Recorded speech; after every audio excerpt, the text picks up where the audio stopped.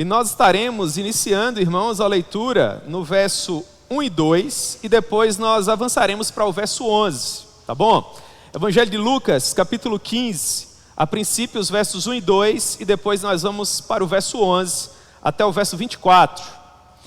Nos diz a palavra do Senhor: aproximavam-se de Jesus todos os publicanos e pecadores para o ouvir. E murmuravam os fariseus e os escribas, dizendo: este recebe pecadores e come com eles. Agora verso 11, continuou: certo homem tinha 2 filhos. O mais moço deles disse ao pai: pai, dá-me a parte dos bens que me cabe. E ele lhes repartiu os haveres. Passados não muitos dias, o filho mais moço, ajuntando tudo o que era seu, partiu para uma terra distante, e lá dissipou todos os seus bens, vivendo dissolutamente. Depois de ter consumido tudo, sobreveio àquele país uma grande fome, e ele começou a passar necessidade. Então, ele foi e se agregou a um dos cidadãos daquela terra, e este o mandou para os seus campos a guardar porcos. Ali, desejava ele fartar-se das alfarrobas que os porcos comiam, mas ninguém lhe dava nada. Então, caindo em si, disse: quantos trabalhadores de meu pai têm pão com fartura, e eu aqui morro de fome? Levantar-me-ei e irei ter com meu pai, e lhe direi: pai, pequei contra o céu e diante de ti. Já não sou digno de ser chamado teu filho. Trata-me como um dos teus trabalhadores. E levantando-se, foi para seu pai. Vinha ele ainda longe, quando seu pai o avistou, e compadecido dele, correndo, o abraçou e beijou, e o filho lhe disse: pai, pequei contra o céu e diante de ti, já não sou digno de ser chamado teu filho. O pai, porém, disse aos seus servos: trazei depressa a melhor roupa, vestiu, ponde-lhe um anel no dedo e sandálias nos pés. Trazei também e matai o novilho cevado.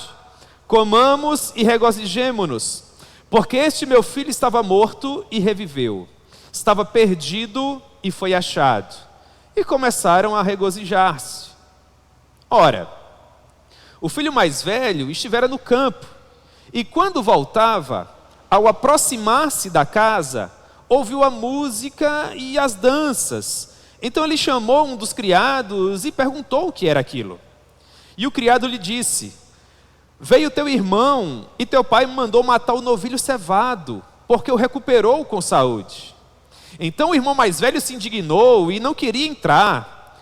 O seu pai, todavia, saiu e procurava conciliá-lo. Mas ele disse ao seu pai: há tantos anos te sirvo sem jamais transgredir uma única ordem tua, e nunca me destes nem um cabrito sequer para alegrar-me com os meus amigos. Vindo, porém, esse teu filho, que desperdiçou os teus bens com meretrizes, tu mandastes matar para ele o novilho cevado. Então lhe respondeu o pai: meu filho, tu sempre estás comigo, tudo o que é meu é teu.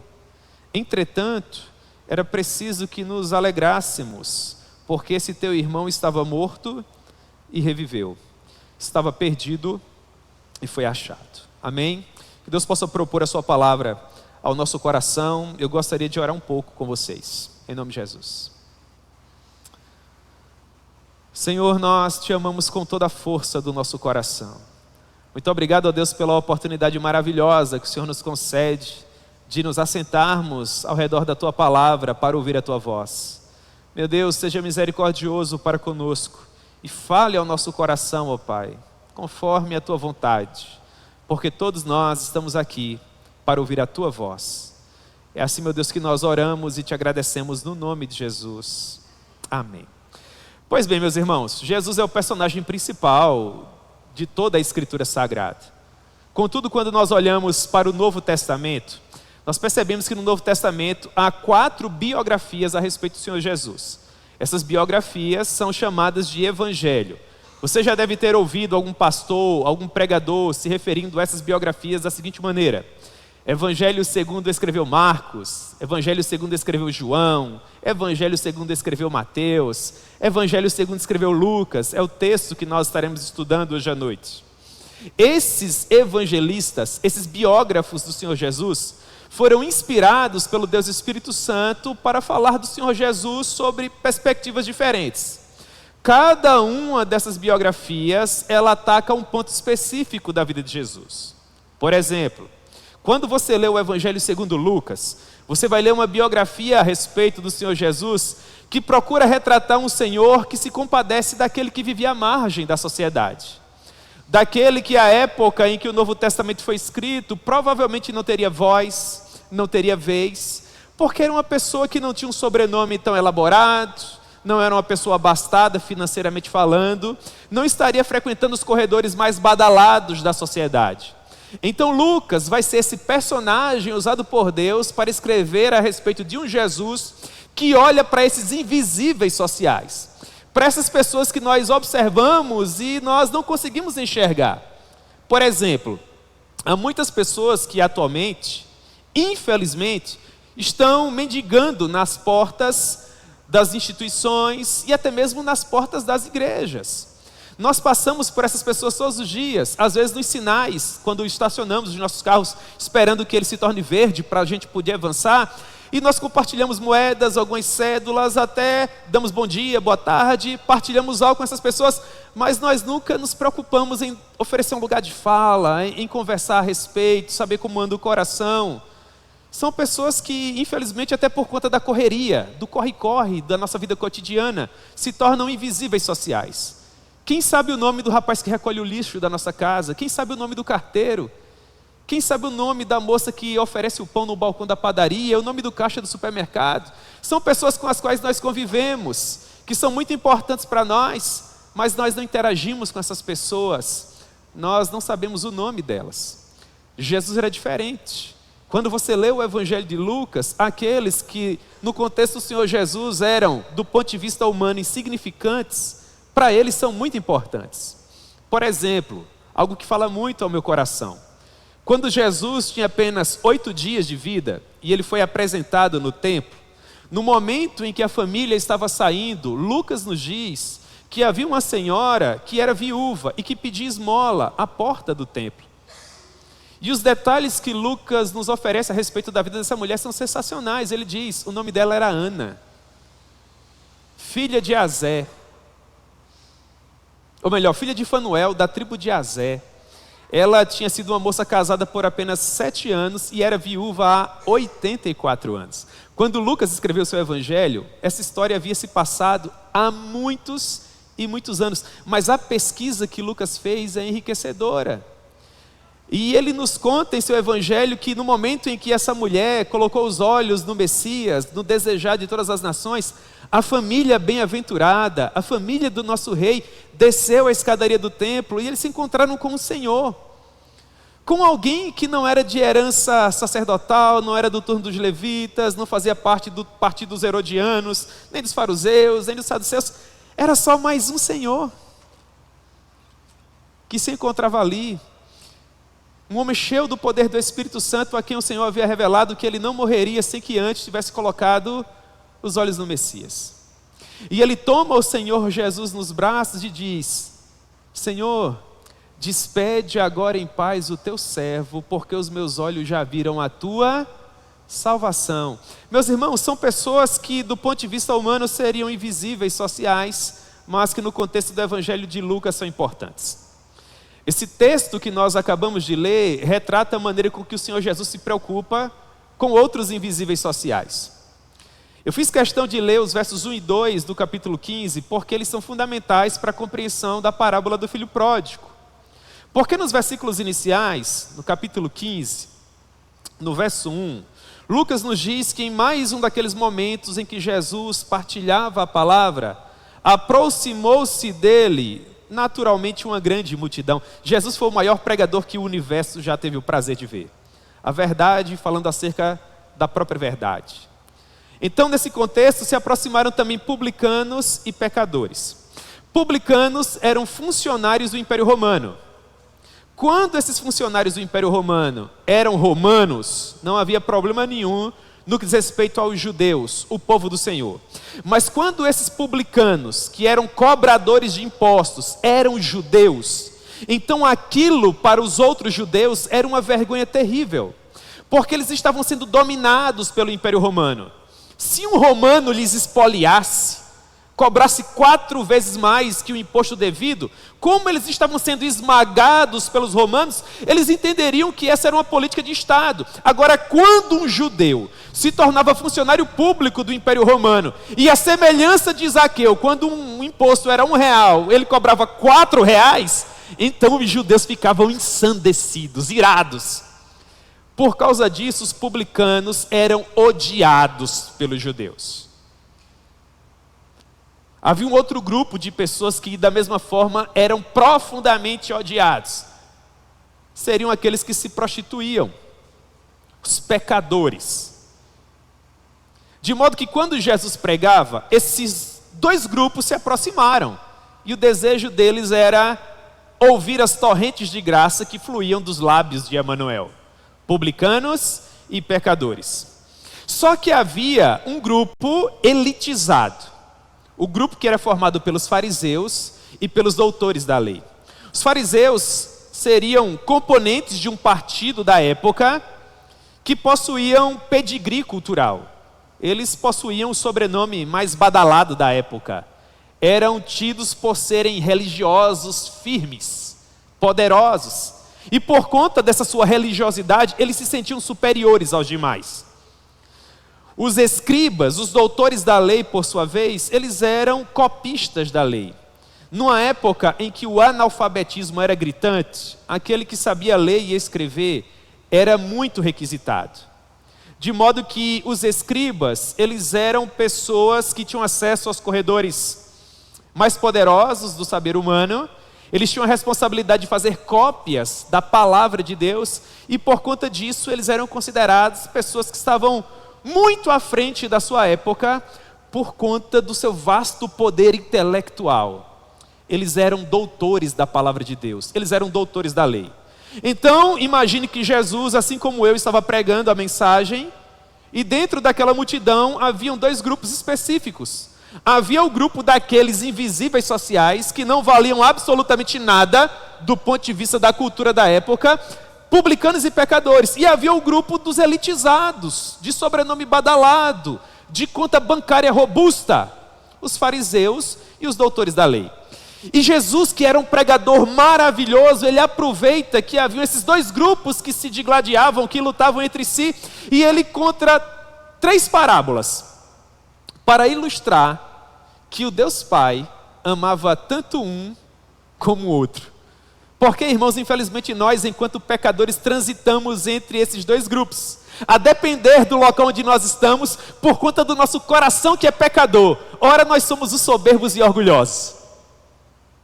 E ora nós somos aqueles que não valem absolutamente nada. Quando você para no sinal de trânsito e tem 2 ou 3 moedas no carro, você corre o sério risco de se tornar soberbo e arrogante, em virtude daquele que tem menos que você. Mas quando você se encontra em um local mais badalado, onde claramente as pessoas possuem roupas melhores, e sapatos melhores, e contas bancárias melhores, se você não guardar o coração, então é a sua vez de se sentir humilhado. Portanto, a depender do momento em que nós estamos vivendo, nós podemos ser tanto um como o outro. E é interessante notar que nós olhamos para o Evangelho de Lucas e o amor de Deus se demonstra tão poderoso que Ele ama ambos os grupos, mas Ele se recusa a nos deixar na miséria ou na soberba altiva. Ele quer que nós sejamos simplesmente como Jesus, que quando estava no meio dos mais humildes, não lhes passava em rosto a sua humildade, e quando estava no meio dos orgulhosos, poderia ser muito mais orgulhoso do que eles, porque Jesus de fato é todo poderoso, mas ainda assim dava sinais de humildade. A ideia é, como nós podemos encontrar um equilíbrio? De modo a passarmos por esta vida, vivendo para a maior glória de Deus, sem corrermos o risco de nos dividirmos em blocos específicos que não contribuem em absolutamente nada para a maior glória de Deus. É isso que Jesus quer nos ensinar. E para nos ensinar isso, a partir do versículo 11, ele diz o seguinte: Certo homem possuía 2 filhos. O mais moço deles disse ao pai: Pai, dá-me a parte dos bens que me cabe. E o pai lhe repartiu os haveres. Portanto, Jesus, através dessa parábola, nos remete a um contexto rural, em que havia um próspero fazendeiro, um grande senhor de terras, que possuía uma vida regalada, e esse homem poderoso possuía um filho mais novo que era infeliz. E na minha maneira de ver, a infelicidade desse garoto não consistia naquilo que ele não possuía, porque ele possuía tudo que o dinheiro podia comprar. Na minha maneira de ver, a sua infelicidade consistia na vida que ele levava. Ele olhava para o seu quarto, que tinha tudo que o dinheiro podia comprar. Ele olhava para a sua fazenda gigantesca, para os funcionários do seu pai trabalhando, e ele não conseguia encontrar felicidade em nada disso. Do ponto de vista humano, seria um ambiente mais aprazível, mais agradável. Mas aquele garoto não queria ser um fazendeiro. Ele não queria herdar aqueles bens. Ele não queria se associar com aquelas pessoas. Provavelmente ele sonhava com os círculos mais badalados das grandes cidades da época. Talvez ele morasse numa região campesina de Israel e sonhasse com a Roma festejada, a Grécia dos grandes eruditos, a Corinto das noites de festa sem fim. E a mente desse garoto viajava pelos confins da terra. Até que um dia, enquanto ele tomava um café da manhã robusto, com danoninho, café quente, torradas e tudo mais, um campo verdejante, com pessoas trabalhando para ele, ele olhou para aquele cenário e disse: eu não aguento mais essa vida, eu não suporto mais viver dessa maneira, eu preciso me desvencilhar dessa família que me sufoca, dessa fazenda que não me deixa viver. É tudo muito verde, muito colorido, muito florido, e esse povo que não para de trabalhar, as minhas roupas sempre bem lavadas e engomadas, a minha casa sempre bem asseada, sempre há alguém para me servir. Isso não é vida. Eu quero algo melhor, eu quero libertar-me. E ele procura o pai. E ele diz: pai, de acordo com a nossa cultura, o meu irmão mais velho tem direito a 2/3 de tudo que é teu. Eu sou o irmão mais moço, eu tenho direito a 1/3. Portanto, eu quero que ainda em vida, que o Senhor faça um inventário, eu quero que o Senhor faça um levantamento de tudo que nós temos. Quando o Senhor concluir tudo que nós possuímos, eu quero que o Senhor divida em 3 partes. E eu quero a 3ª parte. Do ponto de vista cultural, esse garoto estava envergonhando profundamente o seu pai. Porque mesmo nos dias atuais, tantos e tantos anos depois que o Senhor Jesus nos contou essa história, nós sabemos que só temos direito à herança quando finalmente e infelizmente os nossos pais falecem, sim ou não? Claro que sim. Em outras palavras, o que esse garoto está dizendo é que ele não tinha prazer em conviver com seu pai. Para ele pouco importava se o seu pai estava vivo ou se o seu pai estava morto, se o seu pai estava bem ou se o seu pai estava mal. Ele queria viver a sua própria realidade. Cabe uma aplicação muito interessante aqui. Às vezes nós convivemos com pessoas que nos amam, mas nós pouco nos importamos com os sentimentos dessas pessoas. Tudo que nós queremos é viver a nossa realidade. Você não quer saber se o seu pai está feliz ou se ele está triste. Você olha nos olhos dele e diz: quem sabe o que é melhor para a minha vida sou eu. Eu sou o senhor do meu destino. Eu sou o capitão da minha alma. E nós falamos isso cada vez mais cedo. Há garotos e garotas com 10, 11 anos de idade que já sabem o que é melhor para a vida deles. Como esse garoto aqui. Ah, o senhor não me quer ver feliz. O senhor não conhece quem é esse rapaz é maravilhoso. O senhor não conhece quem é essa moça é maravilhosa. Eu já fiz todo um levantamento, eu sei o que estou fazendo. Meus irmãos, há pessoas com 50 anos que ainda não sabem o que estão fazendo. Será que você com 12 ou 13 de fato sabe? Será que o seu pai que viveu pouco mais que você não tem melhores conselhos? É interessante notar que Jesus não nos dá detalhes do diálogo que provavelmente esse senhor travou com o seu filho. Esse homem poderia ter se preservado. Do ponto de vista da cultura, Quando nós olhamos para o Antigo Testamento, esse senhor poderia ter dado um tapa no rosto do filho. Era um sinal cultural de que o filho estava sendo deserdado, que ele estava perdendo o sobrenome. Com isso, o pai preservava o nome da família e, sobretudo, os bens. Ele não perderia os bens. Mas nesse exemplo que Jesus está nos dando, o pai prefere sofrer o dano. Ele deixa que o filho siga por seu próprio caminho. Ele faz o inventário, ele conclui tudo aquilo que de fato possuía, e ele coloca todos os bens na mão desse menino para que ele fizesse da maneira como desejasse. Mas sabe o que parte o meu coração? É que, de acordo com a cultura de Israel, se você tem mais tempo na igreja, você sabe disso. Essa terra foi dividida quando Josué conquistou a terra que mana leite e mel. E ela foi passada de geração a geração, até que finalmente chegou na mão desse garoto. E com o seu gesto inconsequente, ele está dizendo: eu estou nem aí para a história do vovô e da vovó, eu não quero saber quem foi que já morou aqui, eu não tenho ideia da nossa herança cultural, eu quero viver as minhas experiências, quero viver os meus próprios sonhos. E o pai cede à pressão desse rapaz, coloca a propriedade em suas mãos. E eu quero acreditar que esse garoto vendeu essa propriedade por um preço muito aquém, porque mesmo hoje, quando nós nos apressamos para vender qualquer coisa, aqueles que se dispõem a comprar, geralmente vão tentar comprar por um preço inferior. Sim ou não? Você é assim também? Pois bem, então esse garoto vendeu toda a sua herança cultural. E o verso 13 diz que, passados não muitos dias, o filho mais moço ajuntou tudo que era seu e partiu para uma terra distante. Ou seja, ele liquidou todos os bens, transformou tudo em dinheiro, colocou no bolso e partiu para uma terra distante. Ele deixou as fronteiras de Israel. No contexto em que Jesus está nos contando essa história, Jesus queria que aqueles dois grupos ouvissem cada detalhe. Os que não valiam nada e aqueles que eram orgulhosos. No momento em que Jesus diz que aquele garoto foi para uma terra longínqua, os que eram orgulhosos, os fariseus e os doutores da lei, já ficaram de orelha em pé. Sabe por quê? Porque no Antigo Testamento a bênção do Senhor era restrita aos limites de Israel. Deus abençoava o povo a partir do território. A partir do território de Israel seriam abençoadas todas as demais famílias da terra. Era por isso que Israel não podia se misturar no Antigo Testamento. Eles precisavam ser um centro de difusão da bênção. No Novo Testamento a coisa muda. Agora nós podemos ir por todo o mundo, porque Deus habita em nós. Mas nessa época Deus habitava em Israel e era representado no templo. Vocês conseguem ver isso?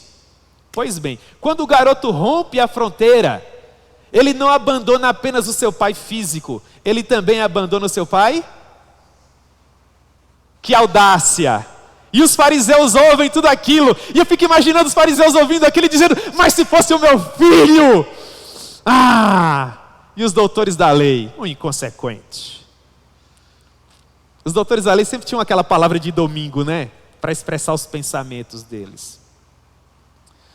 E o garoto começou a viver dissolutamente. A palavra assotia, na língua em que o Novo Testamento foi escrito, aponta para uma vida libertina, uma vida desenfreada, uma vida que não possuía limites.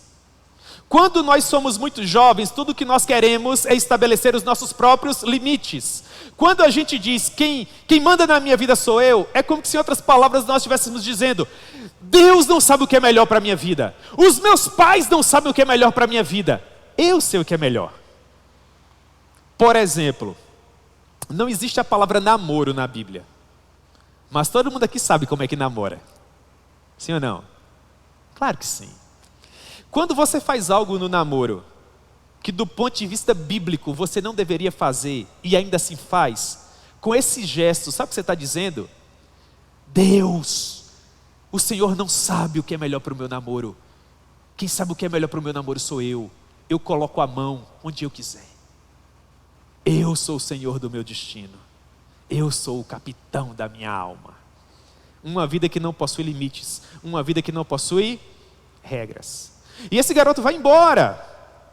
No verso 14, ele começa a experimentar a triste realidade da vida, porque ele começou a viver dissolutamente, ele não possuía regras, ele não possuía limites, até que, verso 14, depois de ter consumido tudo, sobreveio àquele país uma grande fome, e pasmem vocês, ele começou a passar necessidade. A palavra necessidade, no contexto em que ela foi aplicada pelo Senhor Jesus, ela aponta para alguém que simplesmente é deixado para trás. Aponta para uma pessoa que falha em tornar parte de algo. Entenda que enquanto esse garoto tinha grana, ele frequentava os círculos mais badalados. Jesus não diz para onde ele foi. Mas será que ele foi para Corinto? Será que ele passou a viver uma vida, era um adágio popular da época do Novo Testamento, corintiana, vida louca, né? Do jeito que ele queria, festas badaladas o tempo todo. E quando você tem muita grana, você tem muitos amigos do ponto de vista do mundo. Quando você tem o que oferecer, as pessoas estão sempre próximas a você. Mas quando o dinheiro acaba, da forma como essas pessoas vêm, elas também vão. E esse garoto começou a passar necessidade. E agora ele não tinha mais aquelas roupas bacanas, aqueles carrões do ano, não morava mais naquela cobertura no centro da cidade. Ele começou a passar necessidade, e eu quero acreditar que nesse momento ele começou a pensar assim: meu Deus, será que o meu pai estava certo? Ele poderia ter voltado para casa agora, mas sabe qual é o problema? É que mesmo quando nós estamos no grupo dos mais humildes, dos invisíveis sociais, nós ainda corremos o risco de sermos orgulhosos. Quando um filho possui pais ou responsáveis por ele, que lhes amam, e esse filho pede, por exemplo, um exemplo hipotético, um aparelho celular para o papai e a mamãe, ou para um responsável, o vovô, a vovó, quem seja, e aquela família oferece o que há de melhor dentro do contexto familiar, e aquele garoto só consegue dizer que aquele não era o telefone que ele queria, ele não passa de um soberbo, de um altivo, de um arrogante. Porque uma coisa é o melhor que nós queremos, outra coisa completamente diferente é o melhor que Deus, em sua vontade soberana, pretende nos dar. Às vezes nós nunca paramos para pensar que talvez aconteça dessa maneira porque nós não merecemos, e que Deus, em sua vontade soberana, está por trás de tudo isso. Porque saibam vocês, jovens preciosos, Deus nos conhece muito bem. E agora aquele garoto estava sozinho, longe do papai e da mamãe, tendo toda a liberdade de viver como ele queria. Só que quando a grana acabou, ele começou a passar necessidade, e os amigos, foram embora. Mas um amigo se aproximou dele. Olha que coisa bacana, a história agora vai mudar. Os fariseus, os doutores da lei se alegraram, a história vai mudar. Um amigo se aproximou dele e falou assim: não se preocupa não, eu tenho um emprego ideal para você. A semelhança desse garoto que agora não tinha nada, esse que se aproxima dele também era fazendeiro, também tinha grana, e colocou esse garoto para ser o CEO da fazenda. Ele agora era um grande administrador. É assim que Jesus conta a história? Ele disse: eu tenho um emprego que vai ser a tua cara, meu irmão, confia em mim, cola em mim. E levou o garoto, sabe para onde? Para um chiqueiro. Sabe por que Jesus associa a realidade desse garoto ao chiqueiro? Porque Jesus queria afetar os fariseus, Jesus queria afetar os doutores da lei, porque o porco é um animal cerimonialmente impuro. Os judeus não podiam ter contato com o porco, porque no contexto do Antigo Testamento havia animais puros e animais impuros. Qual o ápice da impureza? Qual era o animal que era impuro para o judeu, com o qual ele não queria ter contato? O porco. Quando Jesus diz que um garoto de sangue azul, de herança aristocrática, um príncipe em Israel, chegou tão fundo no poço, que se viu dentro de um chiqueiro, Jesus queria dizer para os fariseus, que não havia como aquele garoto afundar mais. E sabe o que é que me chama a atenção? A triste realidade da vida. Porque quando nós somos muito jovens, nós achamos que aqueles que nos amam, na verdade não nos amam, eles querem a nossa infelicidade. Quando o papai e a mamãe diz, vai por aqui, e a gente quer ir por aqui, a gente pensa que esse caminho não é o melhor, o nosso é o melhor. Porque com 15, 16 anos a gente sabe de tudo, não é? Ou com 20, 21. Meus irmãos, há pessoas que são colocadas por Deus em nossa vida para fazer com que nós não venhamos a tomar decisões inconsequentes, achando que estamos fazendo o que há de melhor, correndo sério risco de terminarmos dentro de um chiqueiro. Todo trabalho é digno. Cuidar de porcos não diminui ninguém. Você consegue compreender isso? Mas em termos culturais era o exemplo mais abjeto, mais tosco, mais pífio. É como se Jesus quisesse dizer, esse garoto achava que ia arrebentar, não respeitando o pai, a mãe, deixando para trás toda a sua herança cultural, abandonando até o seu Deus. Olha o resultado. Os fariseus faziam aquela cara de asco, de nojo, mas no chiqueiro, minha nossa, no chiqueiro! Mas não há nada tão ruim que não possa piorar. Na empresa onde esse garoto foi trabalhar, não tinha vale alimentação. Ou seja, na hora do almoço, o garoto queria almoçar, não tinha ticket de alimentação. Aí, irmãos, ele olhava para forragem, para as alfarrobas, de onde eu venho a gente fala assim, para lavagem que os porcos comiam. E a expressão de Sara ali resumiu bem, né, Sara? E vocês que têm uma imaginação muito melhor que a minha, vamos gastar 2 ou 3 segundos das nossas vidas preciosas imaginando essa cena. Um garoto olhando para os porcos comendo. E não apenas pensando em comer aquilo, mas desejando, prestes a comer. E sabe por que foi que ele não chegou a comer? Por quê? Porque ninguém lhe dava nada. Isso aqui é dos porcos, você não pode comer isso aqui não.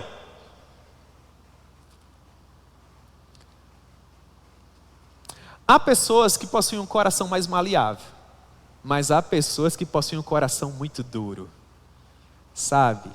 São aqueles jovens que sentam numa cadeira, colocam os pés na outra cadeira, aquele jovem radical, vida louca, quem manda na minha vida sou eu. Ah, irmãos, Deus sabe como trabalhar. Esse aqui provavelmente era um desses.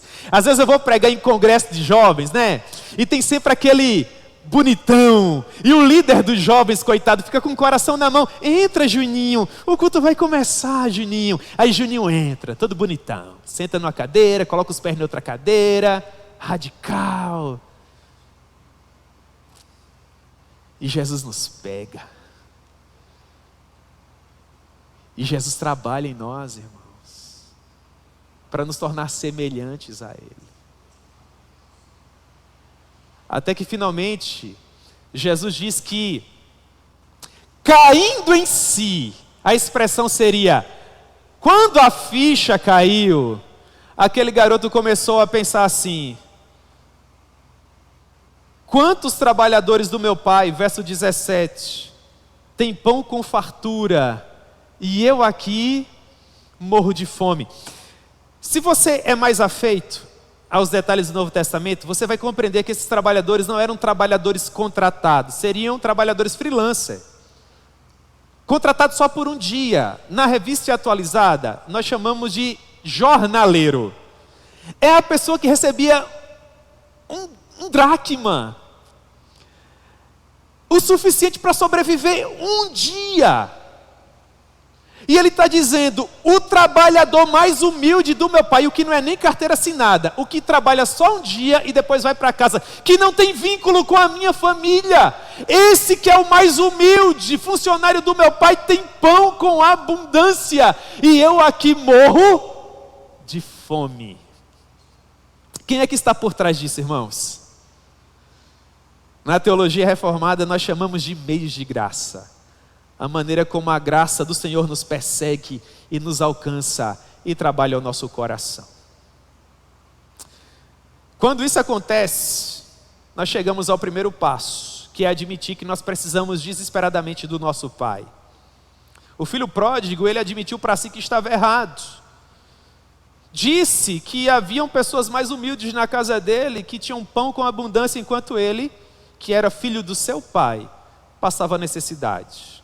Houve um rapaz que agrega muito à minha vida, ele viveu no intervalo do 4º para o 5º século, que viveu uma experiência em muito semelhante. E ele também abriu o coração e compartilhou conosco o que foi que ele sentiu quando a ficha caiu, quando ele compreendeu que não tinha mais como viver longe do pai. E ele disse assim: tarde te amei, ó beleza tão antiga e tão nova. Tarde demais eu te amei. Eis que habitavas dentro de mim, e eu lá fora a procurar. Eu, disforme, lançava-me sobre as belas formas das tuas criaturas. Tu estavas comigo, mas eu não estava contigo. Retinha-me longe de ti as tuas criaturas, que não existiriam se não fosse por tua causa. Até que tu me chamastes, e o teu grito rompeu a minha surdez. Fulgurastes, e a tua luz afugentou a minha cegueira. Espargiste a tua fragrância, e eu suspirei por ti. Te saboreei, e agora tenho fome e sede de ti. Tu me tocastes, e agora eu ardo no desejo da tua paz. Quem disse isso, irmão? Agostinho. A mesma coisa que o rapaz falou. O meu pai é um homem bom. O meu pai é um homem generoso. O mais humilde empregado da casa do meu pai é uma pessoa honrada. E agora eu reconheço isso. 2 passos importantes. Em primeiro lugar, ele diz: levantar-me-ei. Levantar-me-ei. Em segundo lugar, ele diz: levantar-me-ei, irei. E o terceiro passo importante, irmãos: e direi. O que esse jovem começou a ensaiar, parecia um jogral, assim como vocês fazem na igreja, né? E ele começou a ensaiar assim o que ele iria dizer: Pai, pequei contra os céus. Todo pecado é contra Deus. Você não peca contra o seu pai quando desobedece. Você não peca contra a sua mãe quando desobedece. Você não peca contra o vovô, não peca contra a vovó, não peca contra o seu colega na escola, contra o seu amigo na rua em que você mora. Você peca contra Deus. O jovem reconhece isso. Ele diz: Pai, eu pequei contra os céus, eu pequei diante de ti, abri mão do nome da nossa família, da herança dos nossos ancestrais, daquilo que um dia seria meu, o orgulho dos meus filhos, teus netos. É verdade, não sou mais digno de ser chamado teu filho, mas recebe-me como um dos teus trabalhadores. Ele ensaia isso no coração. E levantando-se, versículo 20, foi para o seu pai. Irmãos, o versículo 20 deveria ser escrito com letras douradas, sim ou não? Sabe o que acontece? O pai ouvia a respeito de como andava a vida do filho. Você pensa que o seu pai não sabe? Olhe para mim. O seu pai sabe. E o pai todos os dias, olhando para o horizonte, esperando esse menino voltar. A sorte de vocês é que eu não sou Deus. Porque se eu fosse Deus, irmãos, eu estava esperando, igual a Zeus, com um raio. Sabe? O nosso Deus é muito mais excelente. O nosso Deus é amor. O nosso Deus é graça. Porque me parece que eu sou tão orgulhoso quanto os fariseus. Os fariseus estão dizendo assim: voltar coisa nenhuma. Os doutores da lei estão dizendo: voltar, não tem essa de voltar. É pro inferno para você. Nós vamos aniquilar você. Esse é o nosso coração. O pai, olhando para o horizonte. E quando o filho aparece, no contexto de Israel, um ancião nunca corria. Ia de encontro à sua dignidade, à sua nobreza. Só os pobres corriam, porque a vida tinha pressa. Para quem tem dinheiro, a vida não tem tanta pressa. Nesse contexto aqui, não. Vinha ele ainda longe quando seu pai o avistou. E o quê? E correndo para ele. E o garoto vinha de um spa, ele vinha de um resort, ele vinha de um chiqueiro. E vocês que têm a imaginação peculiar, o cheirinho agradável dele, o que é que vocês acham? E mais, ele vinha caminhando de uma terra distante, suado, com o odor peculiar de um chiqueiro, mas o pai o abraça e o beija. E o garoto que tinha ensaiado tanto, começa a dizer: pai, pequei contra o céu, versículo 21, e diante de ti, já não sou digno de ser chamado teu filho pai. Aparentemente nem dá ouvidos, mas ele diz: tragam depressa a melhor roupa. No contexto em que Jesus está contando a história, perceba, ele quer chocar quem? Fariseus e doutores da lei. Quando ele diz: tragam depressa a melhor roupa, sabe de quem era a melhor roupa? Do próprio pai. Tragam depressa a melhor roupa, coloquem nele. Coloquem nele. Vestiu, ponde-lhe um anel no dedo. O anel é o selo da família, é o sobrenome. Ele havia perdido, agora ele estava sendo o quê? Restaurado. Coloque-lhe um anel no dedo. Quando ele se submeteu a trabalhar no chiqueiro, transformou-se em um escravo. Escravos andavam descalços. O pai diz: coloquem sandálias nos pés. E último detalhe: matem o novilho cevado. Do ponto de vista teológico, irmãos, a pergunta que nós precisamos fazer aqui é o seguinte: mas o que é que o cordeiro tem a ver? Está quietinho, no aprisco dele. Quem foi que pecou? Foi o menino. Quem gastou tudo com prostitutas? Foi ele. Mas só há perdão de pecado se houver derramamento de sangue. Para que o pai possa receber o filho de volta, para que de fato aconteça a festa, alguém tem que sangrar. Naturalmente, irmãos, quem foi que sangrou? Foi o cordeiro. O cordeiro que paga o preço pelo pecado. O cordeiro que tira o pecado do mundo. Quando você olha para o grupo dos publicanos e pecadores, eles estão em festa. Há esperança para nós. Não existe pecado que o sangue de Jesus não possa perdoar. Não existe uma história de vida tão negra que não possa ser reescrita. Não existe a pessoa que tenha se distanciado tão profundamente do Pai que não possa ser de fato recebida novamente e amada. Há poder no sangue de Jesus para perdoar pecados. Você consegue enxergar isso? E a festa começa, porque quando um pecador se arrepende, a festa no céu. Mas por fim, o filho mais velho que estava no campo retorna para casa. E quando, verso 25, ele viu toda aquela festa acontecendo, ouviu a música, viu as danças, ele chamou um dos criados, versículo 26, e perguntou o que estava acontecendo. E no verso 27, o criado disse assim: veio o teu irmão, e o teu pai mandou matar o novilho cevado, porque o recuperou com saúde. A essa resposta, o irmão mais velho deveria ter saído correndo, assim como o pai.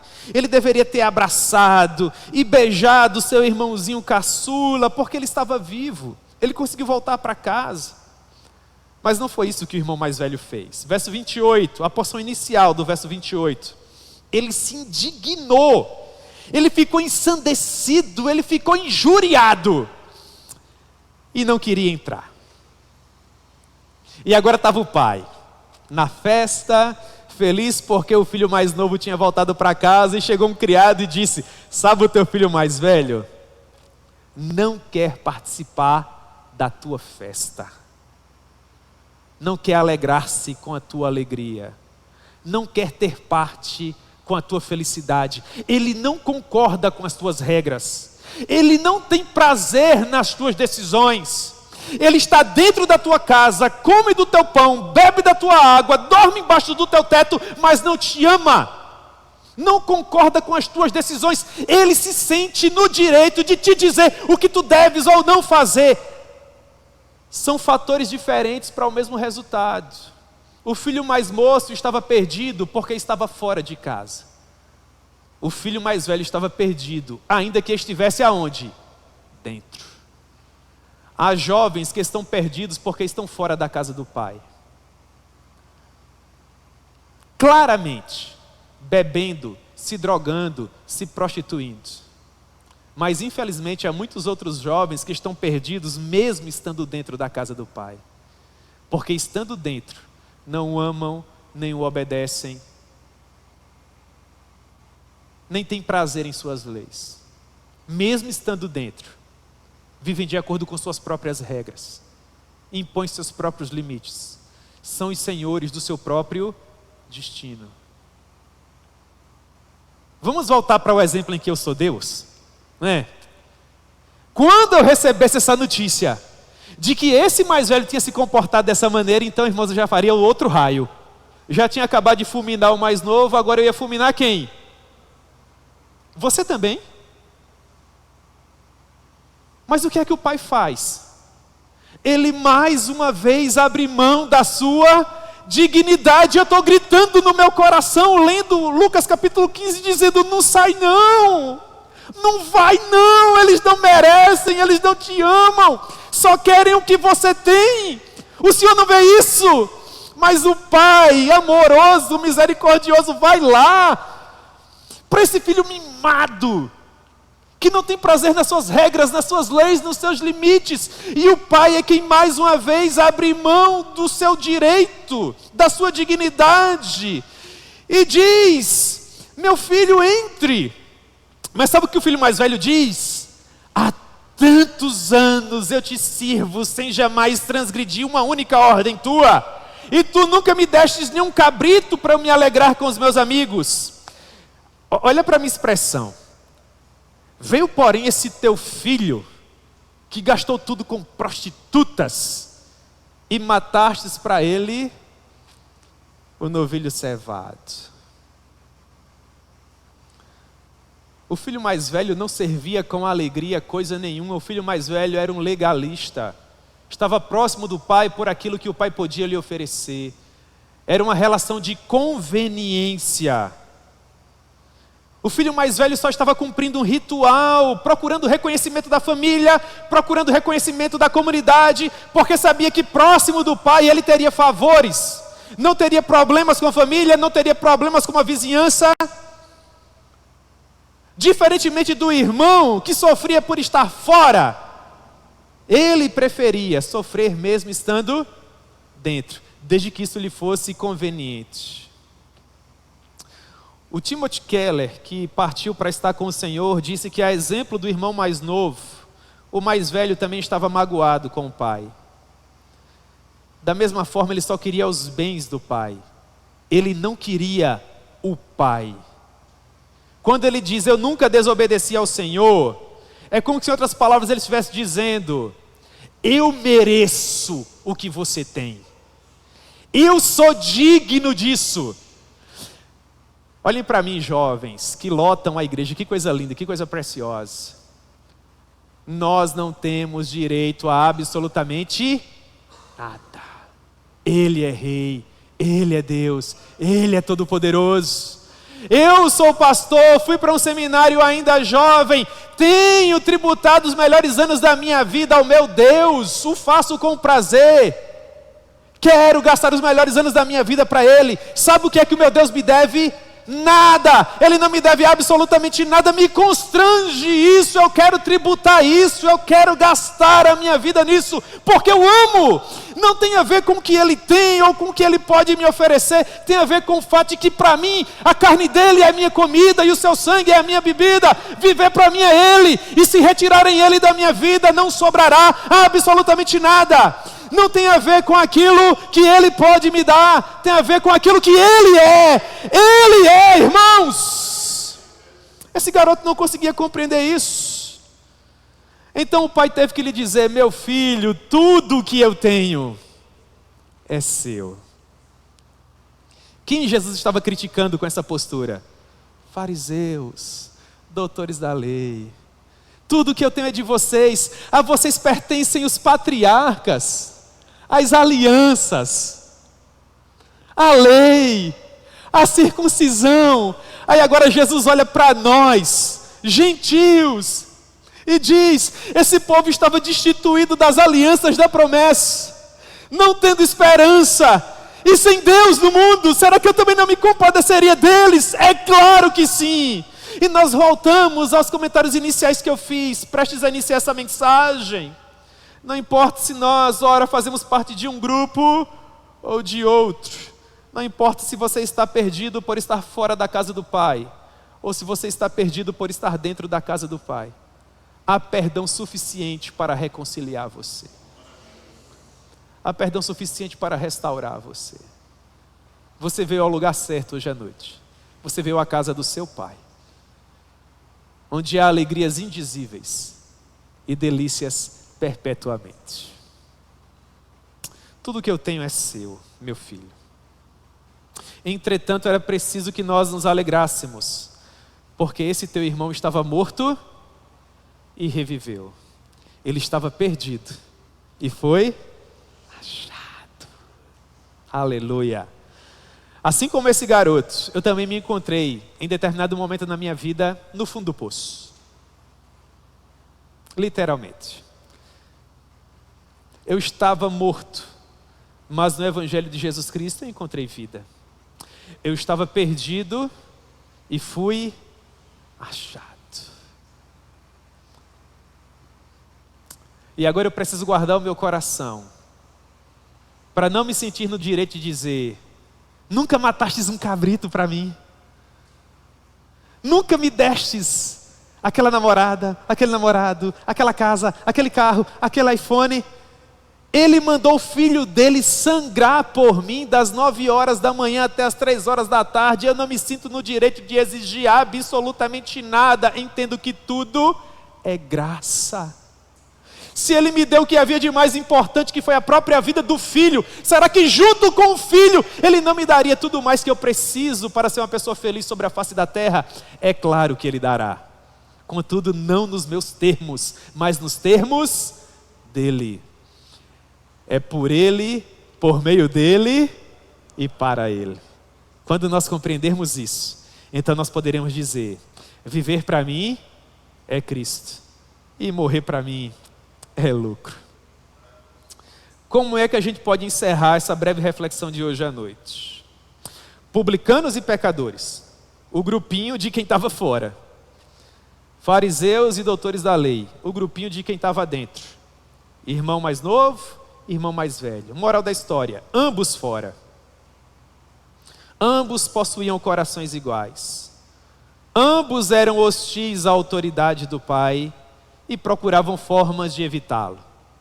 O filho mais novo evitava-o tendo saído, o filho mais velho evitava-o mesmo estando dentro.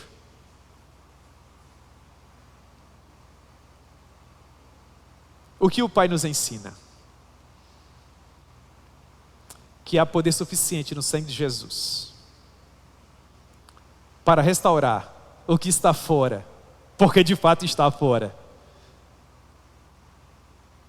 E o que está fora, ainda que aparentemente, humanamente falando, a gente acha que ele está dentro. Jesus nos conhece. E ele nos traz até ele por meio da cruz ensanguentada. E transforma a nossa realidade de uma vez por todas. Quais seriam as aplicações que nós podemos fazer aqui para orarmos? Em primeiro lugar,